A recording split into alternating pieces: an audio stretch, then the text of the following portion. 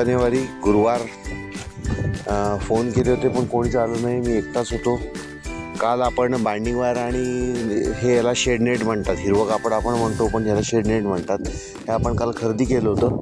तर ते शेडनेट खरेदी केल्यानंतर आज येऊन त्याचे तुकडे करून मी काय केलं आहे की काल जे वडात झाड लावलेलं आहे त्या वडाच्या झाडाला वर वाढ होण्यासाठी आणि संरक्षण जनावरांपासून म्हणजे हरणांपासून मिळण्यासाठी याला लगेच आज बऱ्याचशा झाडांना मी हे शेडनेट लावून घेतलेलं आहे. त्यापैकी हे एक झाड आहे, व्यवस्थित टाईट करून. आणि हवेने तावरे साहेबांना अशी शंका होती की हे वाऱ्यामुळं कोसळून पडेल.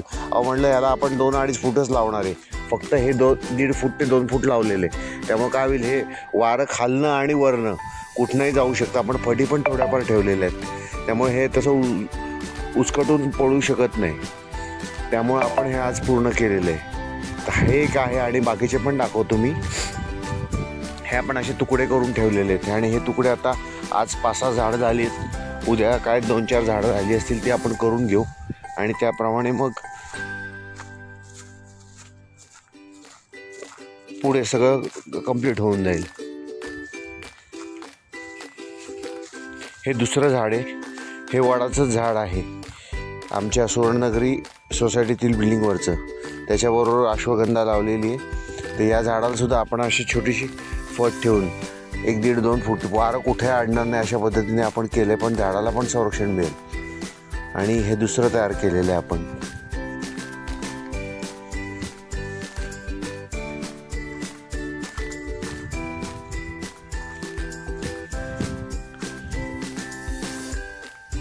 याच पद्धतीने भेंडीच्या झाडाला हरणांनी काय केलं होतं, चांगल्या वाढलेल्या झाडाला आता इथं हे उंबर लावलेलं आहे, ह्याला आपण आधीच केलेलं आहे ऑलरेडी, आज केलेलीच फक्त दाखवतो मी.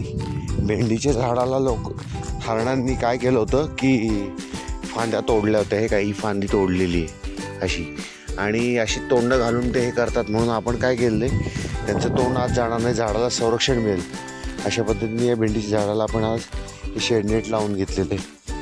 त्याचप्रमाणे या ठिकाणी आपण वड लावला होता, त्या वडाला सुद्धा आपण हे शेडनेट असं लावून घेतलेले. त्याच्यानंतर तावरे साहेबांनी या ठिकाणी आंब्याचं झाड लावलं होतं, ते वाळून गेलं, पण दुसरं बेलाचं झाड लावलं होतं ते आज व्यवस्थित ते फुटतं आहे. तर त्याला हरणांनी किंवा कोणी तोंड घालू नये म्हणून आपण असे शेडनेट लावून घेतलेले आहे. त्याचप्रमाणे बेलाचं झाड हे फार पूर्वी लावलं होतं, म्हणजे याला कमीत कमी 5 वर्ष झाले असतील, पण हरणं हे वाळून देत नाही आहे म्हणून आपण याला आज शेडनेट लावून घेतलेलं आहे.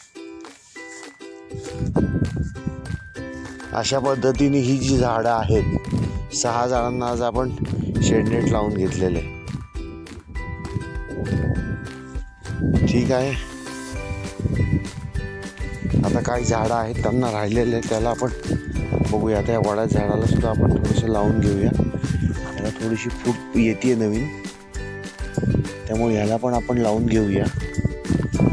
आज शक्य झालं किंवा आता लक्षात आलं त्याला उद्या करून टाकूया.